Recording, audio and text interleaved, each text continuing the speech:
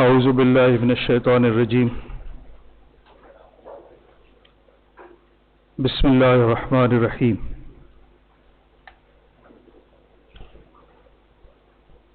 إن الذين يخشون ربهم بالغيب لهم مغفرة وأجر كبير وأسروا قولكم أو اجهروا به إنه عليم بذات الصدور ألا يعلم من خلق وهو اللطيف الخبير.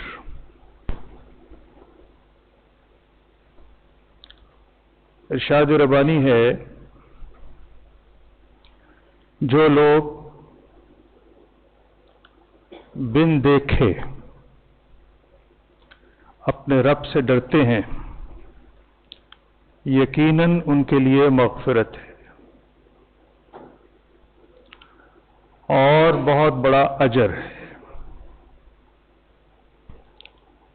तुम ख़्वाह चुपके से बात करो या ऊंची आवाज से, अल्लाह के लिए यकसां है। वो तो दिलों का हाल तक जानता है। क्या वही ना जानेगा जिसने पैदा किया है? वो बहुत बारीक बीन है और बाखबर है। सदक़ल्लाहुल अज़ीम।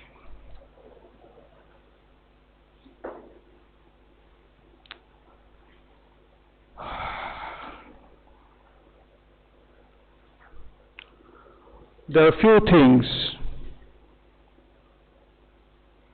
which you are to observe while you are with me in the class.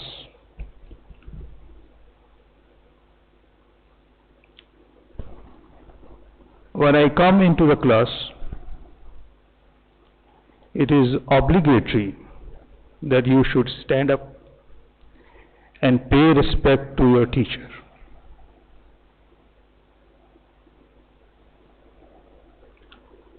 When we were students, we were taught ba adab, ba nasib. The matter of standing is nothing but to pay our respect to your elders. When your parents come, you stand and greet with your two hands, and this is in very relation to our religion. So I would expect everybody should stand up silently. Until I ask, you should keep standing. Okay? This is a thing which you should learn.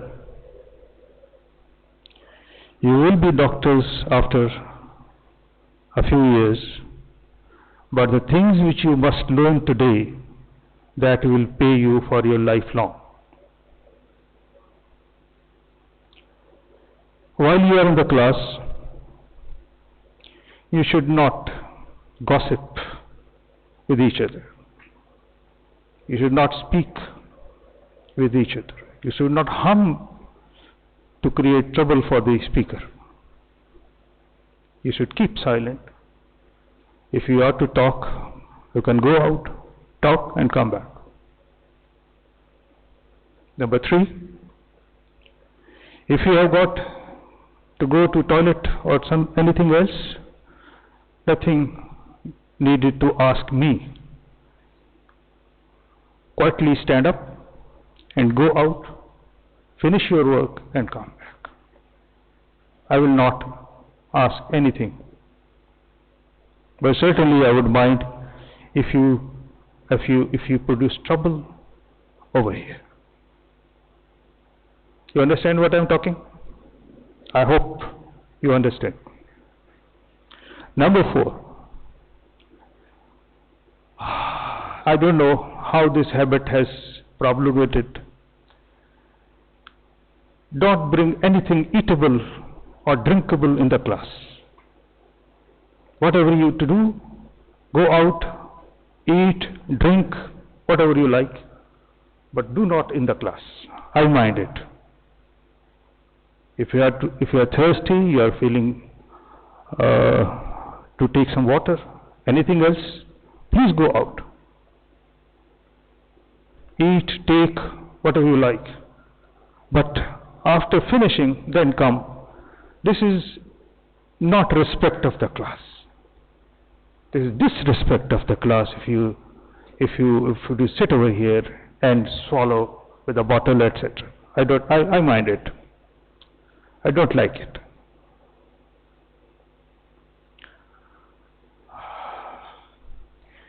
Similarly, if you want to smoke, go out, smoke, then come back. While in the class, you must keep your eyes open and ears open and listen what I am talking, what your teacher is talking. You should have got a running pen or pencil, an open notebook for taking short notes. Everybody must have his or her own pencil. Many a time a boy or a girl comes to ask my signature and offer me his or her pen. I don't like it. I got my own pen. So keep your own pencil with you all the times. Anytime you may be needed to write. So write with your own pen or pencil and on your own notebook or on your own piece of paper. All right. Then whatever you study here, discuss with your friends. Make it one of your partner and speak with him and talk with him what we studied today. Okay? So discuss with each other what you study in the class. After opening the books, study and discuss. You will learn, you will keep in your mind. So this is a two-way learning process. From whom you ask a question, he will answer right or wrong, but you will learn. And you will also learn.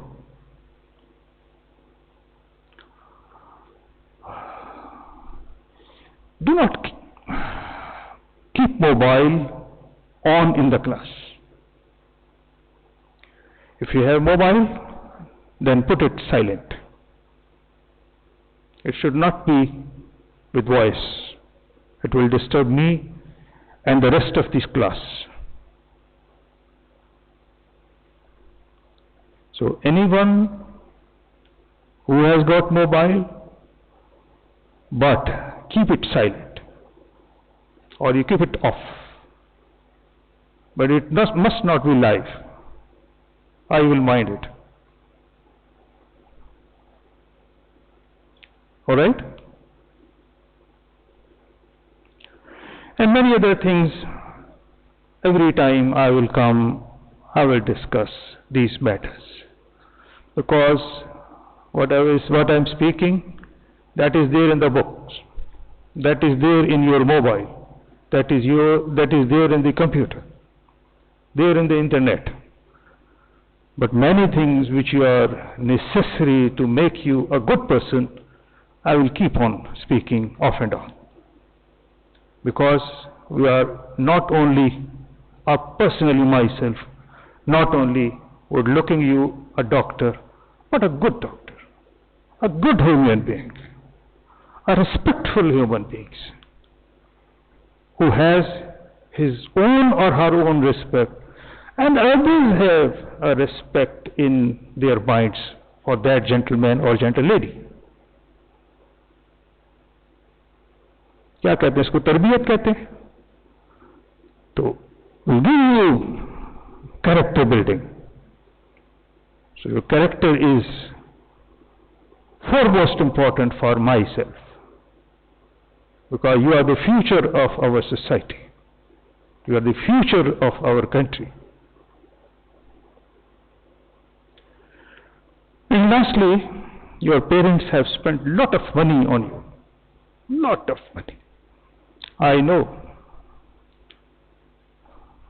how to earn money and lakhs spent on you, because I've got grown-up children like you. I know how to spend and how to earn so much money. So don't waste it, please. And lastly, many of you have not come your own. They have come on the desire of their parents, their guardians. Now you are here, okay? If it is the desire of your parents, desire of your guardians, now take it your duty to come to their dreams. Come up to their dreams. If you have not been over here, you have been somewhere else. You have been walking in the streets, sitting in the clubs, running on the roads, driving in the cars, gossiping here, gossiping there. But you are now in a professional college. And after some time, you would be a professional man. Most dignified man.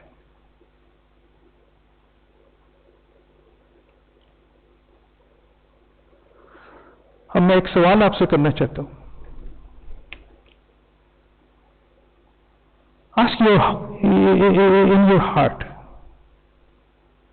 why you want to become a doctor? Why you want to become a doctor?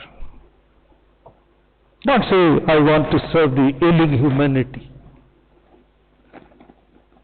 Ask yourself, why I want to become a doctor?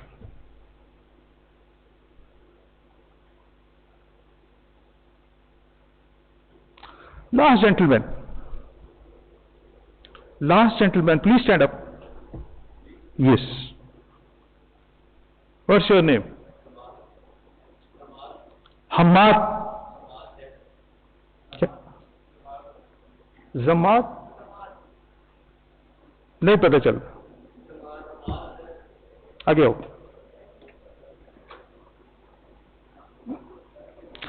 मैं आपको अपनी बात समझा रहा हूं जो पीछे बैठे हुए, क्योंकि इसकी बात तो मुझे समझ में नहीं आ रही. आगे आओ. आगे. आपका नाम क्या है? जेड से? जमात. What is the meaning of जमात? है?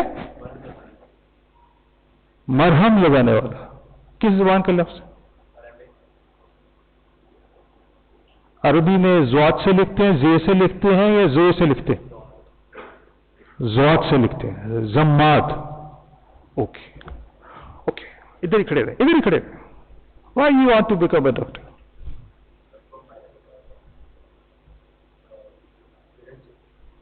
पेरेंट्स विल है. Okay.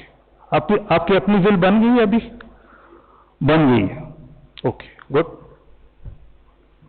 Why you want to become a doctor? Keep sitting. Ladies, not stand up. Sitting. I want to become an instrument of democracy, and I do my utmost to rescue women from them. You want to do what? I want to become an instrument of democracy. I want to rescue people from them. You want to rescue people from death. Do my utmost to rescue them. Is it correct? Can you stop somebody going for qabr, for graveyard? I want to do my best to rescue them. Okay, good. चले, मैं जो कहना चाहता हूं वो ये है. Now listen very carefully with open years please, not with closed years, with open years. देखो बेटा, इधर से अगर कुड़कुड़ करेंगे तो I would be minding. Keep silent. I mind it. You have to sit silently over with me, at least. बोला. अब मैं जो बात कहना चाहता हूं वो बड़ी अहम है और आज पहले दिन ही कहता हूं. बातें बहुत सारी करनी है जो कि बिट बाय बिट चलती रहेंगी साथ साथ. बात यह है, आप जैसे भी आ गए, जिसके कहने पे आ गए, अपने दिल में ये अहद कर लीजिए कि मैं ये जो तालीम हासिल कर रहा हूं या कर रही हूं, ये इसलिए हासिल कर रहा हूं या कर रही हूं कि मैं जो मखलूक खुदा जो है, जिसको कोई पूछने वाला नहीं, जो कि हॉस्पिटल्स के क्लिनिक्स में रूल रही है, उनकी खिदमत करूंगा.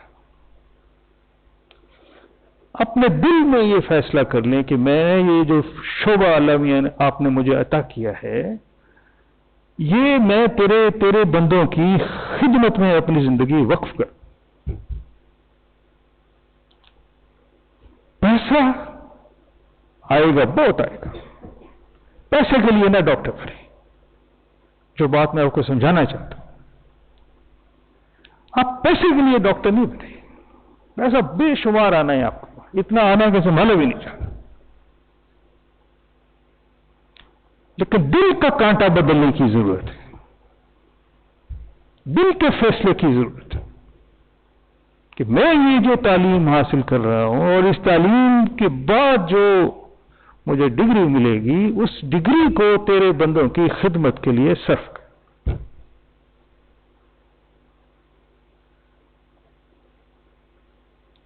यही बात मैंने आज से कई साल पहले अपनी एक क्लास में कही. Time came when that lady graduated and after that she was doing her house job in our sister allied hospital. It was late night and then she made a telephone call to me कि sir आज से 5 साल पहले जो आपने एक बात कही थी, एक ऐसी बंदी यहां पर मौजूद है जिसको कोई नहीं पूछ रहा, मैं उसके पास खड़ी हूं और मैं उसकी बात सुन रही हूं और उसकी खिदमत में मैंने अपने आप को पेश किया. और कहते ही मुझे अचानक आपकी याद आई कि आपने कई साल पहले ये बात कही थी. तो मुमकिन है कि आपको भी ये बात किसी वक्त याद आ जाए. तो अपने दिल में ये फैसला कर ले कि खिदमत मैंने करनी है. पैसे के लिए मैं डॉक्टर नहीं बने. पैसे बेशुमार आएंगे. अब स्कूटर कोई खरीदता है तो स्टपनी के लिए खरीदता है भाई, उसके साथ जो फालतू जो उसके साथ क्या आता है, टायर जो होता है, उसके लिए थोड़ी खरीदता है. गाड़ी जब आप खरीदते हैं तो फालतू टायर के लिए खरीदते हैं, वो तो साथ आ जाए. मालो दौलत, असबाब, ये कुदरत अल्लाह जल्ल शान आपके लिए पैदा करी. ऐसे बहानों से रिस्क मिलेगा जिसमें आपको अंदाजा भी नहीं होगा.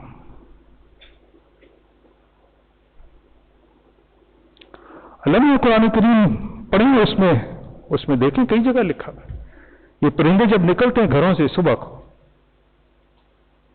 तो कौन से सरीना होटल में जाते हैं खाना खाने के लिए, लेकिन शाम को लौटते हैं तो पेट उनके भरे हुए थे. गैब से असबाब पैदा होंगे, लेकिन फैसला आपकी आज के ऊपर होगा कि आपने कल क्या करना है. मखलूक खुदा जो है, खुदा का क्या है, कुनबा है. सारी मखलूक खुदा का कुनबा है. और कुनबे में सारी छोटे भी होते हैं, बड़े भी होते हैं, बूढ़े भी होते हैं, औरतें भी, मर्द भी. तो कुनबे की जो खिदमत करेगा, आपके भाई की कोई बेलौस खिदमत करता है, आपकी माँ की कोई बेलौस खिदमत करता है, तो आपके दिल में उसकी आपके दिल में उसकी कितनी कदर मंजिलत पैदा होती है? होती है मुझे। तो मखलूक खुदा जो है ये अल्लाह जल्ल शानू का कुंबा है। इसकी खिदमत के लिए अपने आप को वक्फ करना जो है बहुत बड़ी नीयत है, बहुत बड़ी नीयत है। बहुत कुछ मिलने वाला है इसके ऊपर, जो आज आपको नजर नहीं आएगा, कल नजर आएगा। देख लीजिएगा, नोट कर लेंगे बेशक आज किसी रेडिंग से देख लेंगे, इंशाअल्लाह उल अजीज यू विल गेट इट। मारो दौलत असबाब ये छोड़ दे, अच्छे रिश्ते, अच्छी जगह पे जाना छोड़ दे, ये सब आपको मुयस्सर आएगा आज की नीयत के ऊपर, आज के फैसले के ऊपर। ठीक है जी। तारुफ उस दिन मैंने शायद करवा ही दिया था आपसे, बाकी चीजें फिर आहिस्ता आहिस्ता चलती रहेंगी। I am here for last 3-4 years. I was the principal over here in the first year of life in this college. This college was recognized by Pakistan Medical Dental Council under my supervision. I was the principal at that time. It was recognized by the University of Health Sciences. I was that time principal. But today I am serving as professor and head of anatomy department. I said many times in the public sector. I retired as professor of anatomy from Punjab Medical College, Faisalabad in the year 2015. Then I served for 3 years in Benazir Bhutto Shaheed Medical College, Mirpur, Egypt. And since 1917 over here, today as professor and head of anatomy department. ये जो आपकी class है, इसमें जो है आज के दिन जो है, आज क्या दिन है जी? Thursday. So on every Thursday at 11 o'clock, if I am here, I will take your class as of embryology. जो मैं आपको सब्जेक्ट एनाटमी का जो वो हिस्सा जो कि एम्ब्रियोलॉजी को डील करता है, मैं आपको वो पढ़ाऊंगा।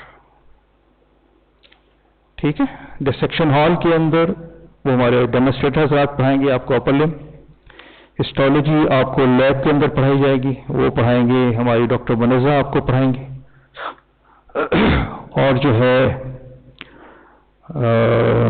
डॉक्टर हुमैरा गुल जो है वो आपको जनरल एनाटमी पढ़ाएंगे। तो एम्ब्रियोलॉजी जो है वो हम आपको इंशाअल्लाह अज़ीज़ पढ़ाएंगे और इंशाअल्लाह आराम से पढ़ाएंगे। कोई भाग दौड़ की जरूरत नहीं है, ना इतना घबराने की जरूरत है, लेकिन डिसिप्लिन के अंदर रहते हुए हर चीज कबूल है। चलिए, पहला सवाल आपने अपने से भी पूछना है, मेरे से भी पूछना है कि एम्ब्रियोलॉजी होती क्या है।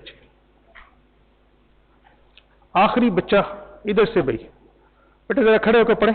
लास्ट ये क्या लिखा हुआ है सामने?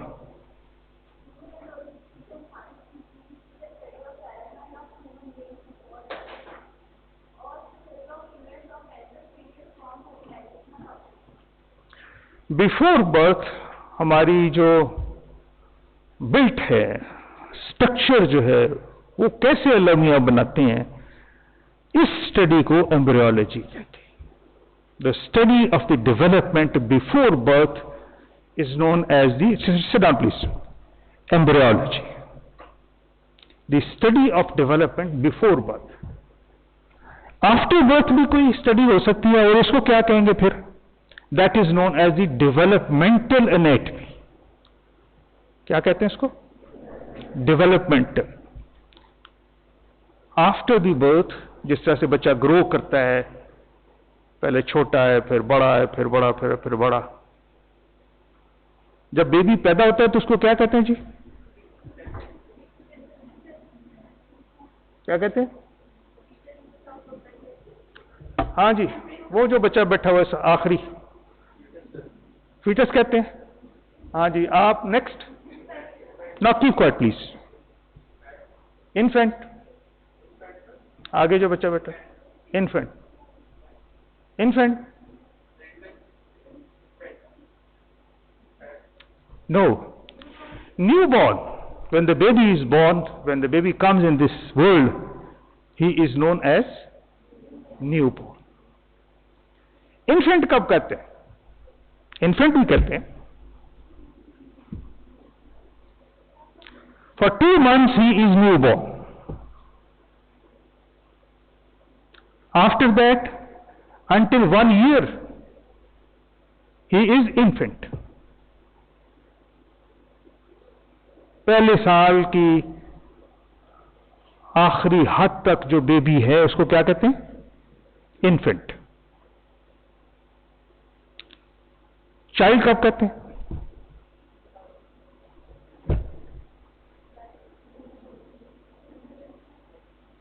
Are you child? चाइल्ड कब कहते हैं? जब स्कूल जाता है।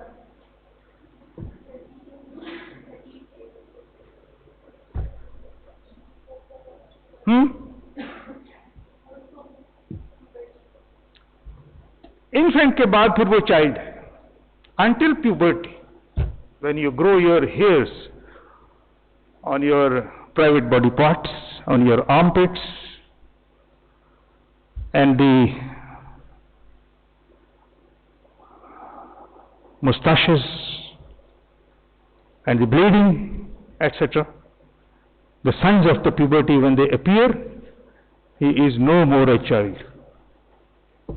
So after 1 year, till the onset of puberty, he is a child. अब उसको हमें फिर डिवाइड कर लिया उन्होंने, early childhood, middle childhood, late childhood, etcetera. अच्छा जी, अब क्या कहेंगे उसको प्यूबर्टी के बाद?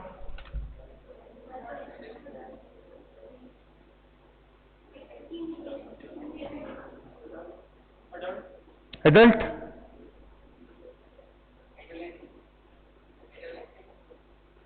क्या कहा आपने? एडोलेसेंट, वेरी गुड, बिल्कुल सही कहा। कब तक एडोलेसेंट रहेगा भाईजान?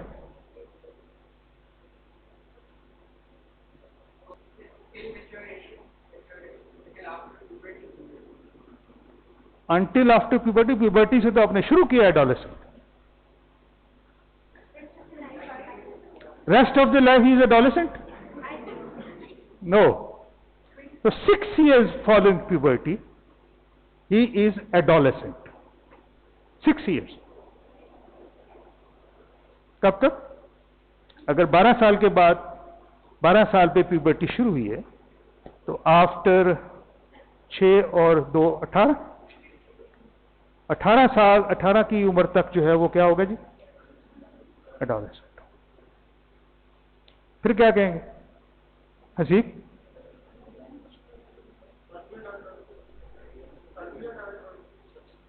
अर्ली, अर्ली हटा दो, बाकी ठीक है। एडल्ट, फिर वो एडल्ट।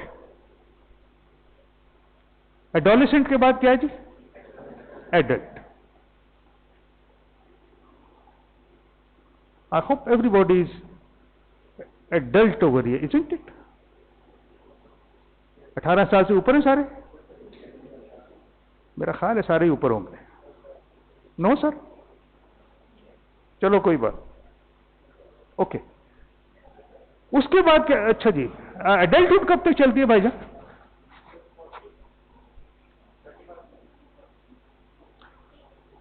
उसके नेम? आपका भी इंटरव्यू लिया हुआ है, आपने हाथ ही नहीं खड़ा किया। अच्छा, नो, ठीक है, ओके। हाँ जी, फिर कब तक रहेगा? एडल्ट के बाद क्या होगा जी?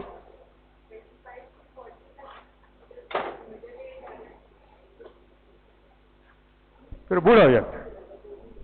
तो 60 इयर्स ऑफ एज तक जो है वो क्या है जी? एडल्ट। उसमें फिर उन्होंने डिवाइड कर लिया इसको, early adulthood, middle adulthood, late adulthood. But he is adult after adolescent till the age of retirement at 60। लेकिन शायद WHO ने 60 को थोड़ा शायद बढ़ा दिया है, अब शायद 65 किया या 70 कर दिया। बट एनी हाउ, जो आज तक जो एक्सेप्टेड रूल था वो 60 के ऊपर जो है, 60 से अबव जो है ना, फिर क्या होगा जी? Old as. 60 के अबव जो है वो क्या है जी? Old age. तो लाइफ स्पैन है ये। अभी ये कहीं लिख लें, शायद कभी जिंदगी में काम आ जाए। कोई पूछ भी लेगा आपसे कभी ना कभी इन योर लाइफ टाइम। तो फीटस हरगिज नहीं है, ये बात आप याद रख लें। फीटस हरगिज नहीं। जब इस दुनिया में आते हैं तो फिर हम है ना नौजायदा बच्चा, उर्दू वाले कहते हैं नौजायदा, नया आने वाला बच्चा। आगे चलते। सो एम्ब्रियोलॉजी की डेफिनेशन क्या हुई जी? फिर जो स्टडी है डेवलपमेंट की इस दुनिया में आने से पहले before birth, that is the embryology. अब आइए आगे आ जाए जी। ये जो 9 मंथ्स हम यूट्रस में स्पेंड करते हैं उसकी भी फिर तकसीम की हुई है। For the first 2 weeks after fertilisation, क्या कहते हैं जी उसको? Ovum. The first 2 weeks of life after fertilization, whatever is there in the uterus or before uterus, we call it as ovum. इसको एग नहीं समझना, but it is ovum. Life, ये दौरानिया है, टाइम स्पेन है। Afterwards, embryo. एम्ब्रियो कब से कब तक है? You're feeling me sleepy. आपका नाम क्या?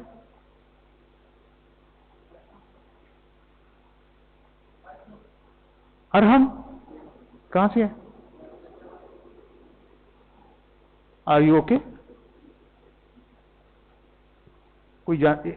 Are you okay? But you don't seem me okay. आपकी नजर ठीक है? पढ़ सकते हैं क्या लिखा हो? पढ़े, आखिरी लाइन पढ़े जरा। है फोकस प्रॉब्लम में नहीं पढ़ सकते? ये लिख सकते हैं? लिखें। देखो माशाल्लाह, उसने कॉपी भी नहीं निकाली, किताब भी नहीं खोली। लिखो, नोटबुक निकालो, ये तो किताब पे लिखने लगे हो यार।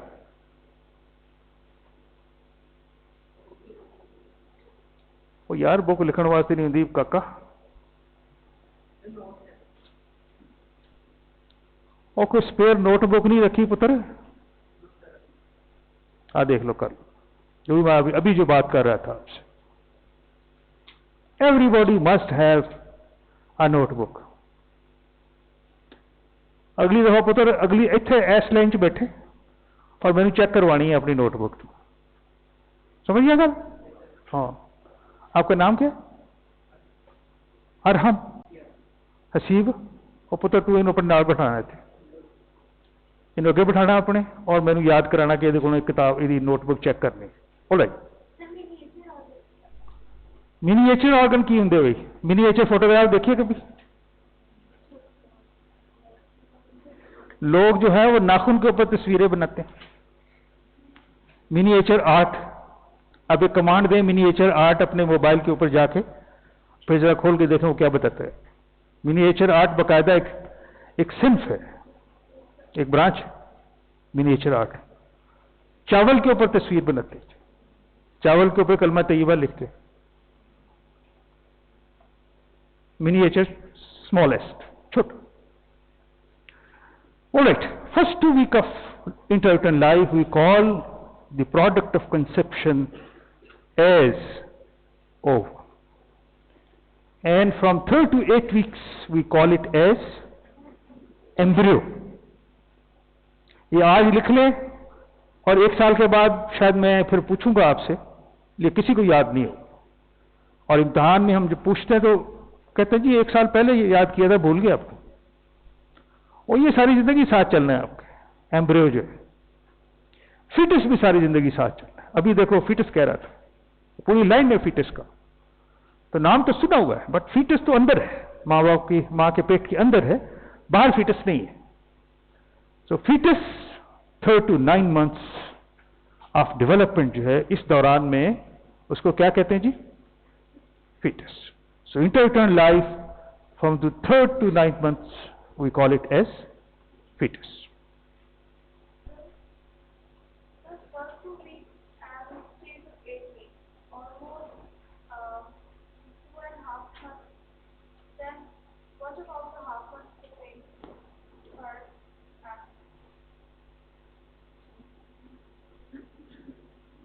सवाल क्या है? अगर वो हो गया first 2 weeks हो गए ओवम और एम्ब्रियो का हो गया 3 to 8 weeks. हाँ, ये ऑलमोस्ट 1 2 महीने हो गए ना। week हो गया. तो सर आधा मंथ कहाँ जाएगा, मतलब वो 3rd से 4 हो गए. दौरानिया एक ही चल रहा है, इस पीरियड में उसको कहते हैं ओवम, यहां से यहां तक उसको कहते हैं एम्ब्रियो। क्या मुश्किल है इसमें? तो मतलब सर मतलब वो हो गया ना सारा साइकिल है ओवम और 8 हफ्ते तक जो बेबी आप देख रहे हैं, 8 हफ्ते की उम्र तक जो है, उसके पहले 2 हफ्ते में उसको कहेंगे ओवम, और तीसरे से लेके 8वें हफ्ते तक उसको कहेंगे एम्ब्रियो।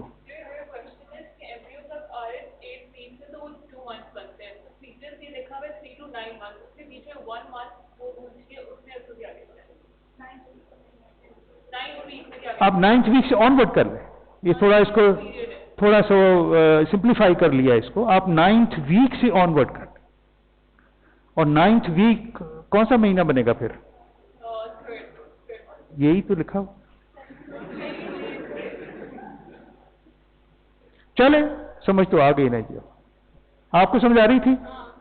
इसको भी आ गई कि नहीं? अभी नहीं आई तो फिर आपने इसको समझाना। ओके, खलास, नेक्स्ट आगे चलते हैं।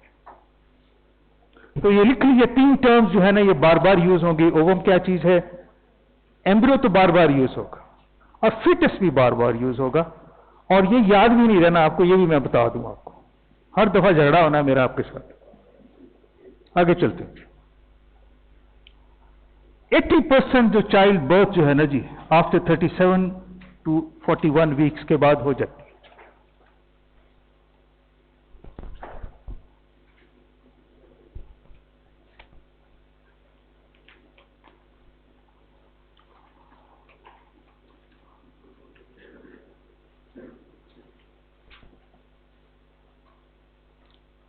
यार ये आज चल ही नहीं रहा।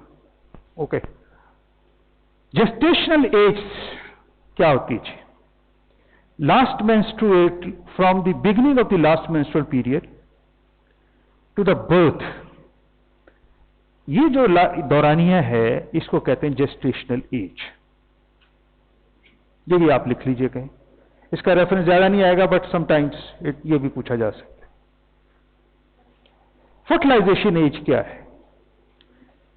From date of fertilization to the birth, that is the fertilization age, 266 days.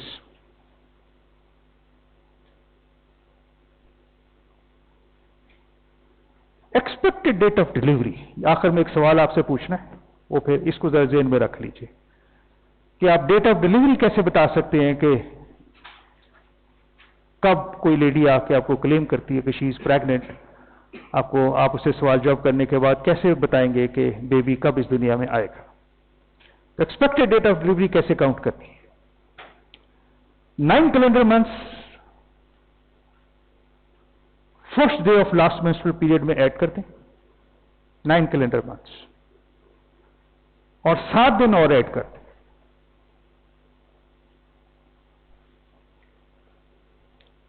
It will give an average 280 days.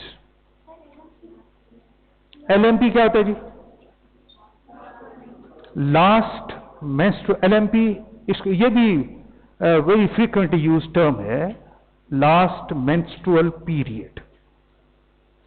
Last menstrual period, आप सवाल करेंगे, जो भी खातून आके आपसे पूछना चाहेगी कि शी इज प्रेग्नेंट और वो पूछना चाहती है कि मेरा बेबी इस दुनिया में कब आएगा, तो आप उससे पहला सवाल करेंगे कि आपकी जो ब्लीडिंग हुई है, मंथली जो ब्लीडिंग है, वो डे 1 किस दिन था, किस दिन आपको ब्लीडिंग शुरू हुई, ठीक है। उस दिन से आप जो है आगे 280 डेज जो है और 40 वीक्स जो है उसमें ऐड करने हैं आपने, चाहे 240 डेज 280 डेज कर ले या 40 वीक्स कर ले। और आसान हल जो है ना वो ये है कि आप 9 मंथ से ऐड करें और 7 दिन और डाल लें। क्यों? ये नीचे लिखा हुआ है, it will give an average 280 days with a little variation as lengths of calendar months are not uniform. कोई 31 का महीना है, कोई 28 का महीना है, कोई 30 का महीना है, उसको जो है यूनिफॉर्म करने के लिए उसमें 7 दिन ऐड कर देते।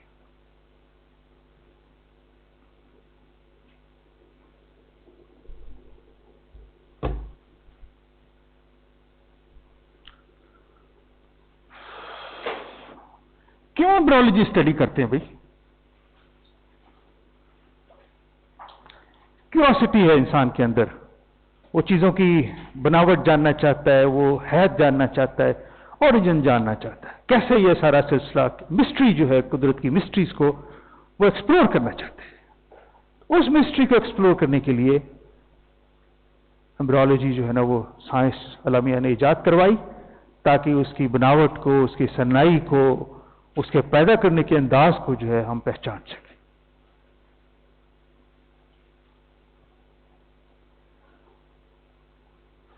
उस प्रोसेस के अंदर जो है हम चीजें देखते हैं कि ग्रोथ कैसे हो रही है। ग्रोथ का मतलब कहता है साइज का बढ़ना, ग्रोथ कैसे हो रही है। फिर जो ओरिजिनल सेल जो होते हैं वो जो बेढंगे से हैं, कोई न सर है न पैर है, वो स्पेशलाइज कैसे करते हैं। अब उसी मैस में से कुछ सेल जो है वो टेस्ट पैदा कर रहे हैं, कुछ सेल जो है ना वो हियरिंग पैदा कर रहे हैं, कुछ सेल स्किन बना रहे हैं, कुछ सेल गैस्ट्रोइंटेस्टाइनल ट्रैक्ट बना रहे हैं। कैसे? That is called differentiation. और फिर कुछ सेल जो है वो टूट फूट जाते हैं, उनकी जगह नए सेल आ जाते हैं।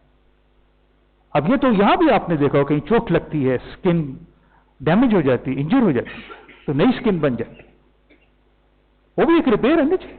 अब यहां कट आया, कट करने के बाद स्किन आपस में जुड़ जाएगी और वो कट जो है सो सिर्फ निशान रह जाएगा, लेकिन वो उसकी सरफेस जो है ना बहाल हो जाए, दैट इज रिपेयर।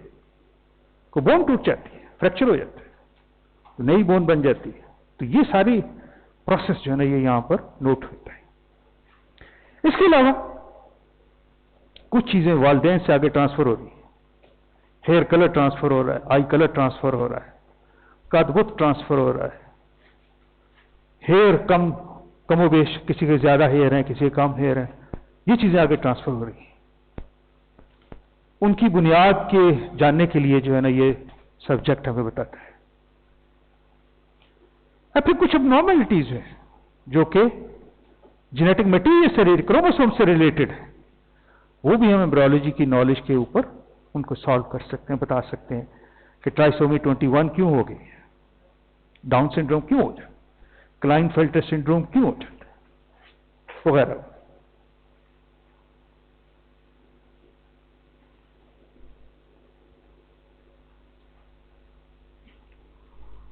फायदा क्या है जी इसका?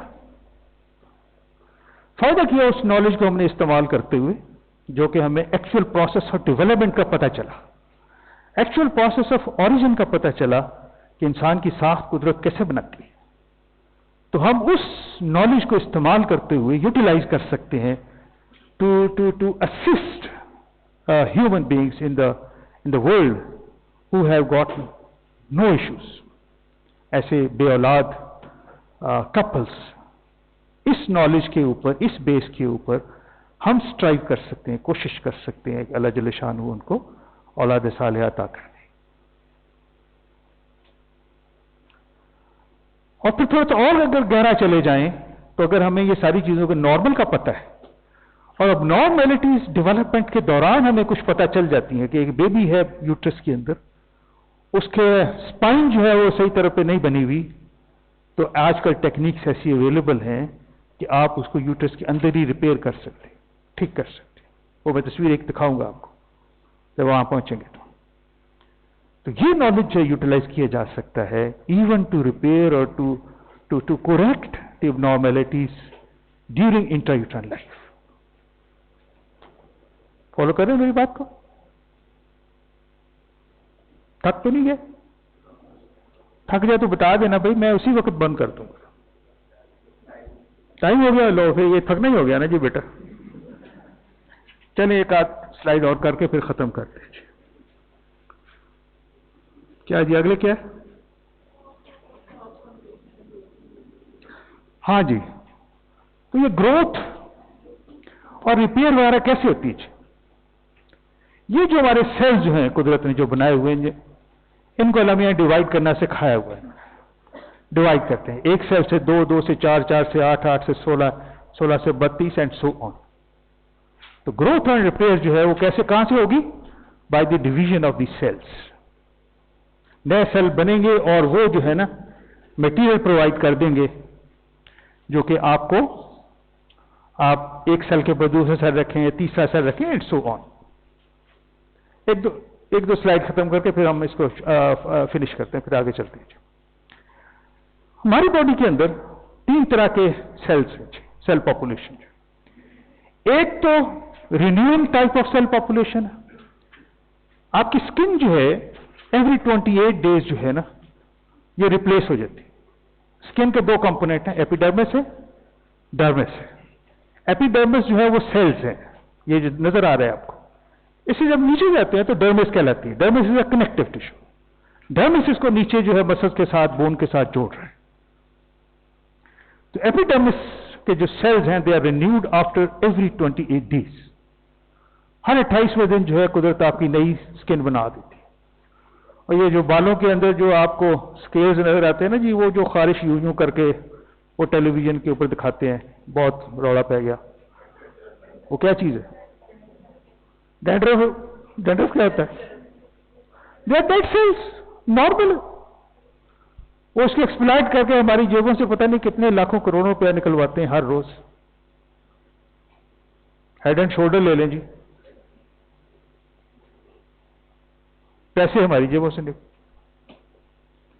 पुराने जमाने में वो रीठा इस्तेमाल करते थे, साबुन इस्तेमाल। हाँ, मैं तो वो वक्त भी देखा हुआ है जब ये कपड़े धोने वाला साबुन जो है इससे औरतें सर धो लेती। और आप में से मेरे ख्याल कोई साबुन तो लगाता ही नहीं होगा। कोई बच्चा साबुन से सर धोता है आप में से? सब शैम्पू इस्तेमाल करते। क्यों जी? हसीस साहब कौन सा शैम्पू इस्तेमाल करते? Head and shoulder. हाँ जी, हाँ जी साहब, आपका नाम क्या है? तलहा बिलाल। आप कौन सा शैम्पू इस्तेमाल करते? कोई भी शैम्पू। आप बेटा कौन सा? Head and shoulder. Majority head and shoulder इस्तेमाल करती है कि उन्होंने बहुत ज्यादा इस पर प्रोपेगेंडा किया हुआ है।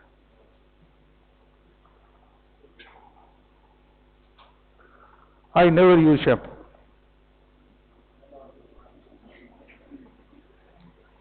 I don't use.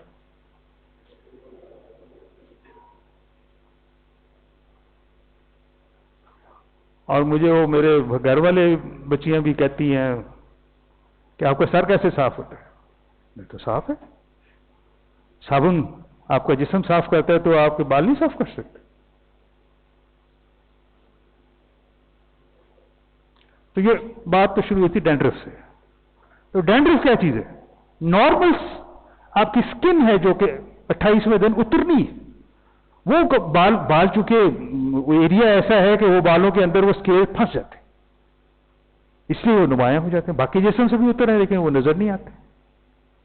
तो एवरी 28 डेज जो है आपकी स्किन जो है ना वो रिपेयर हो रही है। And similarly vaginal epithelium on every 4th to 5th day और intestinal epithelium every 4th to 5th day. कुछ सेल जो है हमारी बॉडी के अंदर वो लिमिटेड है, उसके अंदर थोड़े से ऐसी, जैसे लिवर के सेल जो है ना वो बहुत थोड़े से रिपेयर होते हैं, ग्रो होते हैं। कुछ सेल पॉपुलेशन हमारी जो है ना वो स्टैटिक है। स्टैटिक का क्या मतलब? होती ही नहीं, एक दफा बन गया जो बन गया बस। ये जो हमारा सेंट्रल नर्वस सिस्टम जो कुदरत ने बनाया हुआ है, ब्रेन है, स्पाइनल कॉर्ड है, इसके अंदर जो सेल अल्लाह मियां ने बना दिए हैं, बस वहां एक दफा बना दिए, बस फॉर लाइफ टाइम वही रहे। एक कोई डैमेज हो गया, रिपेयर नहीं।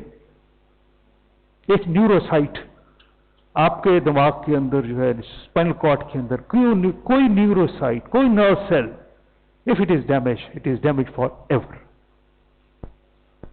Okay, so with that we finish it, and यहीं से इंशाल्लाह ताला इसको कंटिन्यू करेंगे।